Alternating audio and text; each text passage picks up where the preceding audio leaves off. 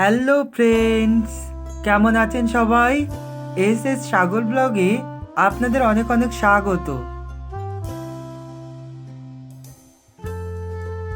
আজ আমি আবারও চলে এলাম আরেকটি নতুন ভিডিও নিয়ে। আজ আমি চলে এসেছি ব্যারাকপুর মঙ্গল পাণ্ডে পার্কে। এই পার্কটি শুনেছি খুবই সুন্দর, তাই আজ আমি চলে এলাম ব্যারাকপুরে। আমি নির্দিষ্ট জায়গায় চলে এসেছি, এবার টিকিটটা কেটে নেব। চলুন টিকিটটা কেটে নিই। টিকিট কাটা হয়ে গিয়েছে, মাত্র 50 টাকা করে টিকিট নিয়েছে। আমি টিকিটটা কেটে পার্কের ভেতরে প্রবেশ করলাম।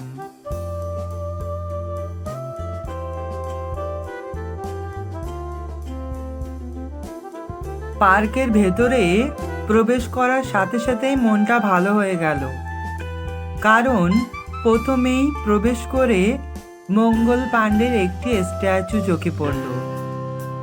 আর এই ল্যাম্পপোস্টটিও আমার খুবই ভালো লেগেছে। আর এখানকার প্রাকৃতিক সৌন্দর্য এতটাই সুন্দর যে আপনাদেরও মনটা ভালো করে দেবে। দেখুন চারপাশটা কতটা সুন্দর লাগছে।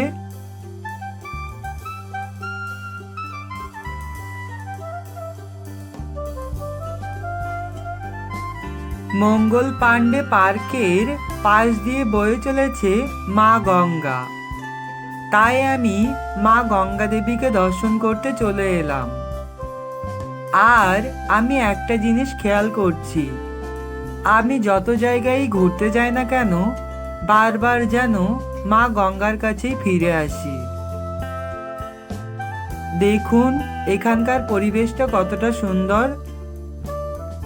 আপনারা চাইলে পরিবার নিয়েও এখানে ঘুরতে আসতে পারেন, আপনাদের নিশ্চয়ই খুবই ভালো লাগবে।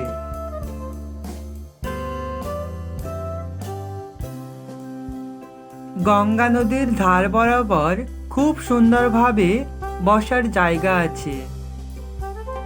আমি আজও যখন গঙ্গার পাড়ে গিয়ে দাঁড়ালাম তখন আরেকটি জিনিস দেখলাম, সেই জেলে ভাইয়েরা।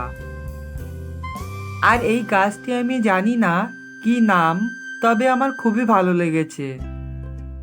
আর পাশে ছিল আরেকটি বটবৃক্ষ, এটিও খুবই সুন্দর ছিল।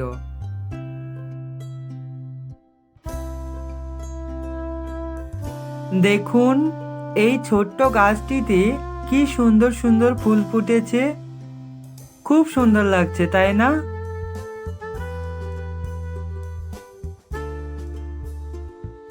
আপনারা এখানে যদি ফ্যামিলি নিয়ে ঘুরতে আসেন তাহলে পাশেই আছে খুব সুন্দর একটি ফ্যামিলি রেস্টুরেন্ট। আমি পার্ক থেকে বার হয়ে চলে এলাম, পাশে একটি হর পার্বতীর মন্দির আছে, যেটি মা গঙ্গা দেবীর মন্দির নামেও পরিচিত। আর ভেতরে আছে বাবা মহাদেব।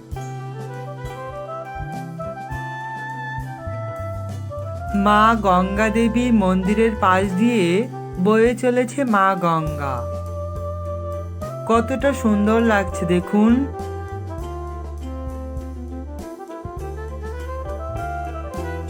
অবশেষে ফেরার পালা। ঠিক আছে বন্ধুরা, সবাই ভালো থাকবেন, সুস্থ থাকবেন, আর দেখা হবে পরবর্তী আরেকটি ভিডিওতে। আর আমার ভিডিওটি যদি আপনাদের ভালো লেগে থাকে একটি লাইক, কমেন্ট আর শেয়ার করতে একদম ভুলবেন না। Thank you.